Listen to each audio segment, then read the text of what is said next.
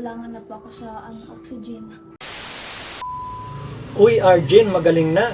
At guys, panoorin natin ang pagdalaw ni Kalingap Edo kung ano nga ba ang tunay na nangyari kay Arjen. Ayan ang pag-uusapan natin.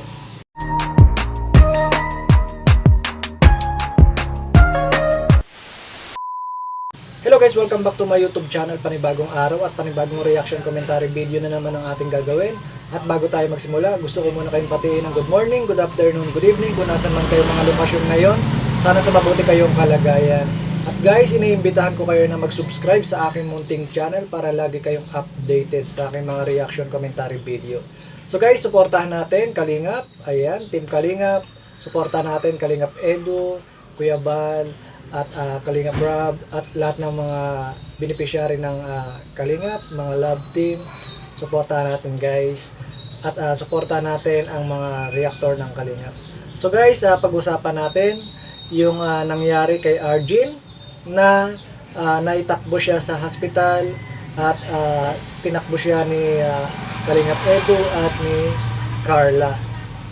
So guys, may vlog si Kalingap Edo at alamin natin kung ano nga ba ang tunay na nangyari kay Arjen at dinalaw ni Kalingap Edo. So shoutout nga pala kay Kalingap Edo. Suportahan natin guys yung vlog ni Kalingap Edo at like and share natin. Sa mga hindi pa nakasubscribe kay Kalingap Edo at subscribe po tayo. Ayan. So guys, gagawa ko ng reaction video yung vlog ni Kalingap Edo. Okay. So credit kay Kalingap Edo guys. So guys, pakinggan natin. Ano nangyari nung nakaraan na bago ka nahimatay? So ayan guys, pakinggan natin ang tunay na nangyari kay Arjen. Nandito po kasi sila mama nung natulog nung kailan ba yun? Nung Sabado po, nagpunta po sila dito. Nung nagising ako ng alas 7 ng umaga. Nandito po sila mama sa kwarto na kasi po sila at mga ginalaw. Tapos sabi ko, mag-inom lang. Tapos natulog pa ako ulit lang. Tapos pag So hindi lang yun tungkol sa asma? Kasi kung asma parang hindi naman ganun siguro katagal yun sa inyo. So hindi lang pala asma ang nangyari kay Arjen, yung hindi siya makahinga, may iba pa palang nangyari na naramdaman niya. So tapos doon na po, nahirapan na pa kami nga, nag-hyperventilation po ako, yung paghinga po, nakulangan na po ako sa oxygen. yung pagbiglang mo nung araw, saan na nag-trigger dahil sa tikali mo kaya muna baka saan yun pa nung biglang paghinga may bigla kang hindi parang may bumara.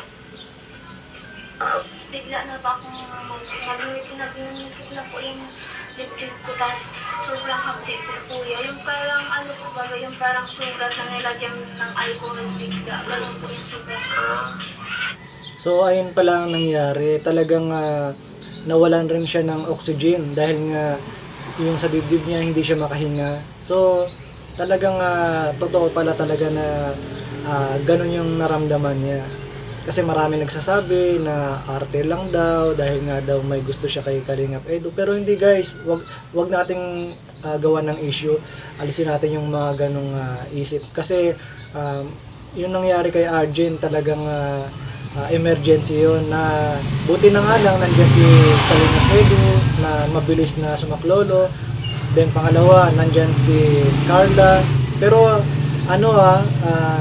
si Carla, siya pala yung nagbayad ng bills ni Arjen. So, napakabuti talaga ng puso ni Carla, no? Bukod sa hindi niya pinabayaan si Arjen, hanggang sa mga bills, siya po ang nagbayad. Napakabusilak talaga ng puso ni Carla. Hindi tungkol sa asma yung nangyari, no? Hindi. So, anong ginawa mo nung parang nagiging ka na lang, nanigas ka na lang? Nag-chat po ako nung kay Carla kasi akala ko po kasi nawala na siya. Nag-alis na po at may event baga po nagsikan tayo. Nag-event po ng galulan. Nag-chat po ako nung alam mas nasa taon na lang nag-ulit na sa taon ka. Tapos nag-isigaw na po ako at baka ako yung makarinig sa labas sa akin. Tapos ang iniisip ko baka laks dito sa baba, baka walang makapasok dito.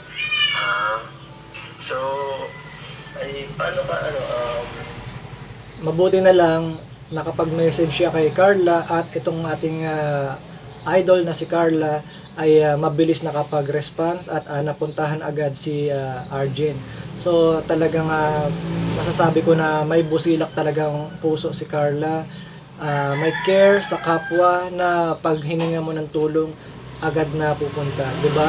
Ganyan si Carla, napakabait. At ito si Kalingap Edu ay mabilis din, parang Superman, 'di ba? Na pinuntahan agad si Arjen. Grabe, mga hero talaga sila. nung nakita ka nilang anong unang ginawa nila sa'yo para matulungan ka?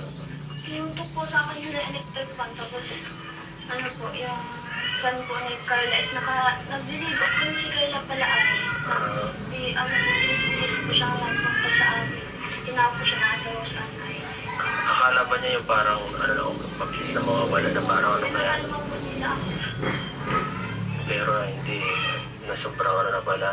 Alam naman sila nila na parang delikado, parang medyo hindi na ito normal nung nakaraan kasi nagtawag na sa akin Alam mo po ni Carla na hindi na yung normal at nung yung dati po ay ganyan din po nangyari sa akin.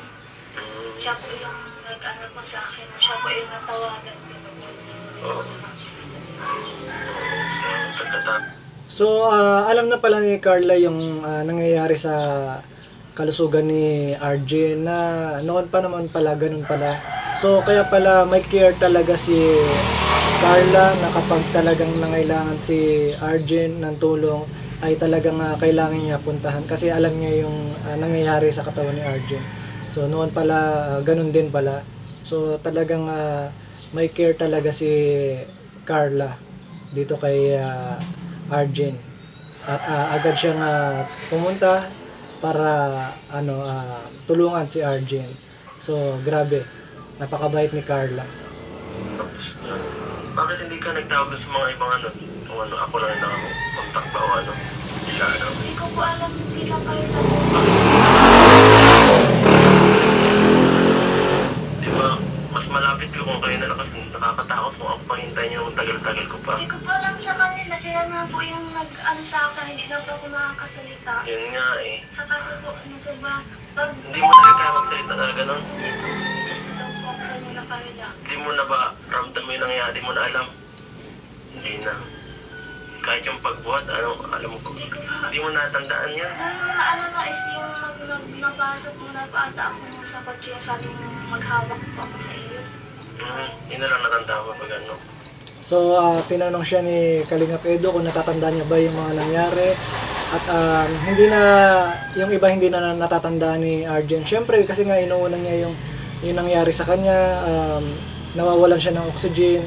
So, talagang may nararamdaman siya. So, yung mga nangyayari sa paligid, hindi niya na alam. So, inalaman na lang niya yung nasa sasakyan siya.